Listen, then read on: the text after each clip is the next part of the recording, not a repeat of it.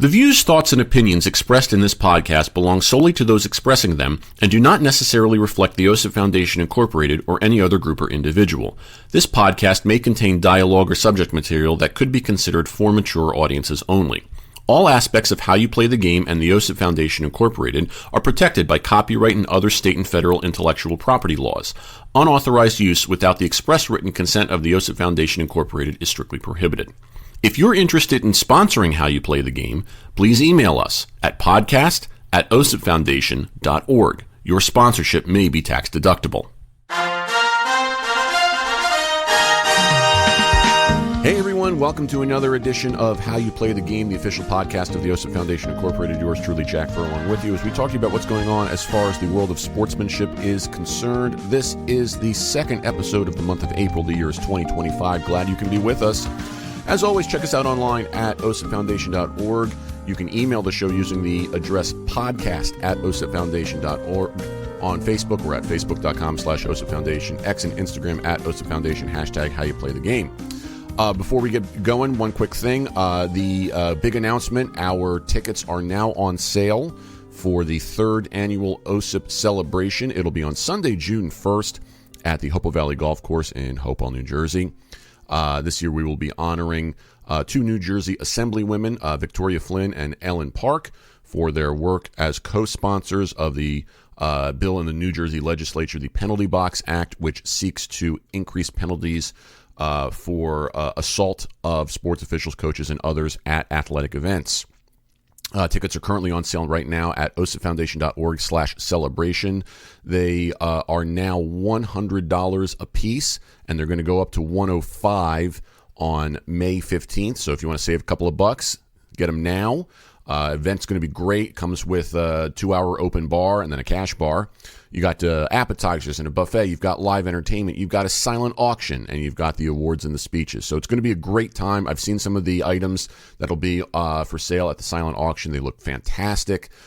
So hoping you can join us. Cocktail attire is required, but hope you can get those tickets now and join us for that event. It's going to be a great time.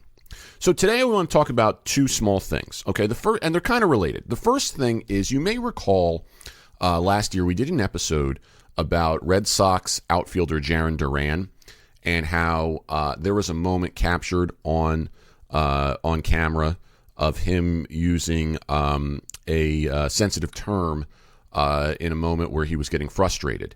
And the result of it was the Red Sox decided to suspend him for 2 games. And our argument here on the show was that when someone does something like that, especially when it's supposed to be under one's breath, when someone's very frustrated, things like that, sometimes it may behoove us to have a bit more empathy. That does not discount the fact that people could be offended by it, but you don't know what's going on inside Jarren Duran's mind. And these past couple of weeks, something came out that may explain it a little bit. There's a new documentary on Netflix about the Red Sox. I believe it's called The Clubhouse, and it's a season behind the scenes with them and whatnot. And in this documentary, it is revealed that Jarren Duran contemplated suicide at one point, and the situation is rather graphic, the way he described it. So, he essentially he pulled the trigger and it didn't go off. So we got lucky. You know what I'm saying?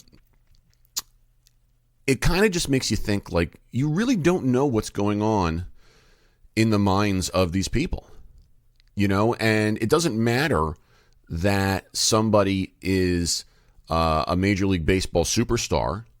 The stress is real.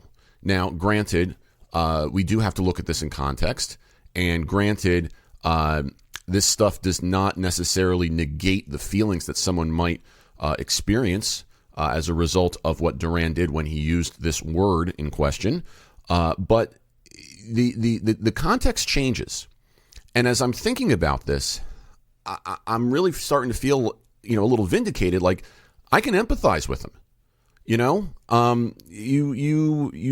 really start to have the tables turned a little bit here. How would you feel if, you were contemplating suicide and some fan behind home plate is heckling you, and under your breath you just say, "Shut up, you blank," and somehow that gets out, and the next thing you know, your team has suspended you for using that language? It's pretty messed up if you think about it, right? So, I almost want to double down on the fact that we don't know what's going on in the minds of these players, just like we don't know what's going on in the minds of the people around us. Yeah, I get it. These guys are getting paid a lot of money to play a game, okay? I'm not trying to negate or counter any argument that could be made here. All right? I'm not going to blindly endorse one thing over another. But what I will say is that when information like this comes to light, it changes a lot of the stuff that we thought we knew. And I genuinely wonder, are there people out there who, when they first heard the story last year, they were coming down on Jarren Duran, like, how dare you say something like that? And now they look at it and they say, oh, geez, I didn't know he was thinking that. I'm genuinely curious to know if people feel that way, because I would imagine people do. And in terms of sportsmanship, again, it doesn't excuse the fact that Duran said what he said. What it does is it sheds a different light on it. This is a man who was being taunted, okay? He said something under his breath as if to try and just flush it from his system. The world blew up about it, and we found out later that there was more going on. What more do we need to say? Except, why can't we be a little bit more forgiving and understanding? Especially in environments where stress and testosterone are running rampant. That is, in and of itself, one of the reasons that our organization has to exist. Because we so easily look for those little cracks in the armor, when in reality we need to, as Sean says, take a step back and see the forest for the trees. It shouldn't be that difficult, folks, and yet here we are. And I'm not saying here like I told you so, okay? We said from the get-go, like, we got to show a little bit more empathy for Jarren Duran. And now we get the evidence that explains why it happened. This stuff is real. This stuff is very, very real.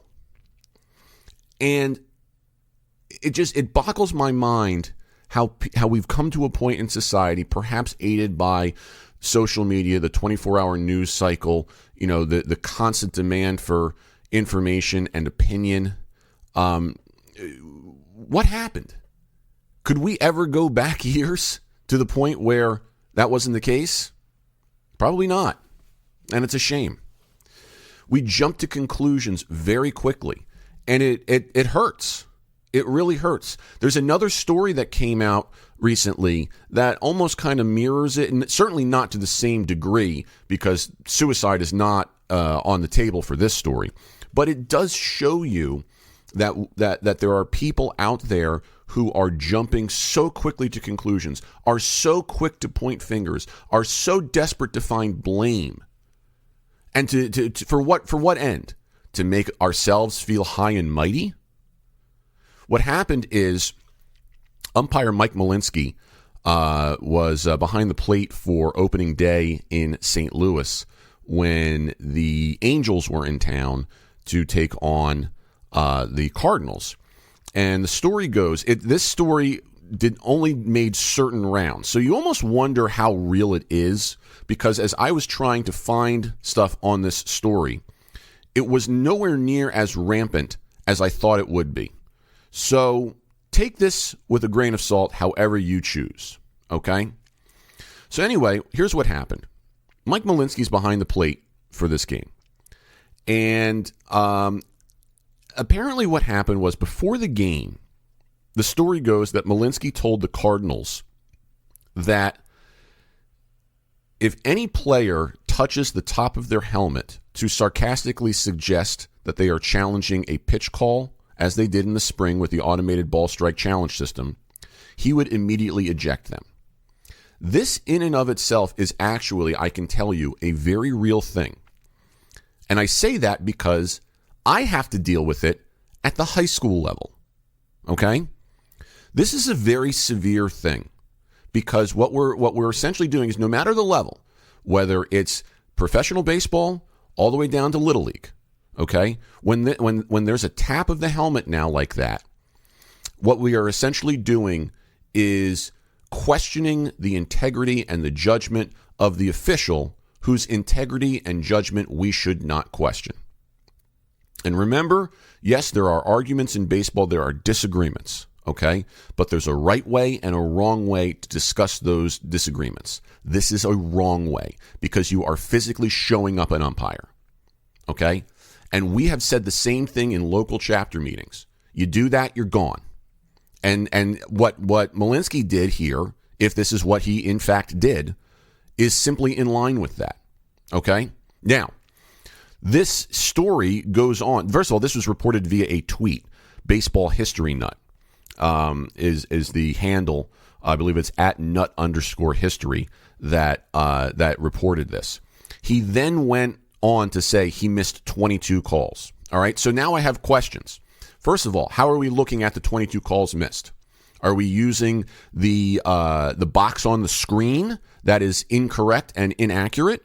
Are we using the MLB private data that shows the 2-inch margin of error? What specifically are we trying to use here? Because without that context, how can we trust the 22 missed calls? We've gone on and on and on about this many times before. The data that can be very prevalent on social media is completely inaccurate by compared to the standard of what MLB uses to grade their umpires. It's the truth, okay? I can tell you that for certain. It is the truth.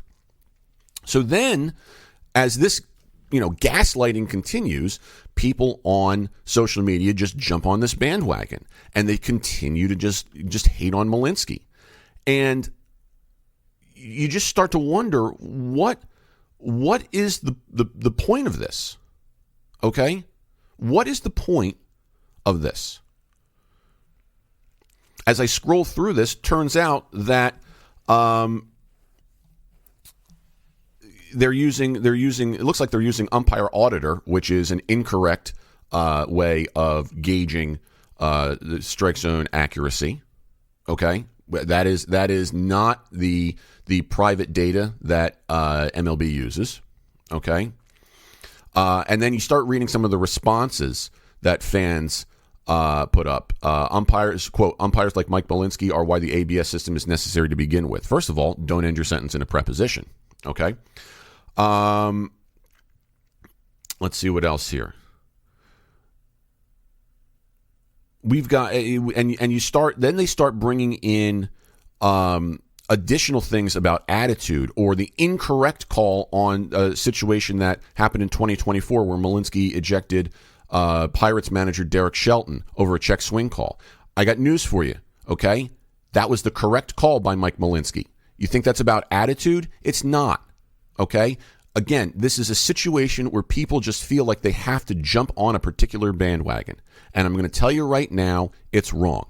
Much like how people jumped on the Jarren Duran bandwagon or the anti-Jarren Duran bandwagon when he said what he said last year. Okay? Then the news comes out about his suicide attempt. How you feel now? And I'm going to tell you right now, it's the same thing here with Malinsky.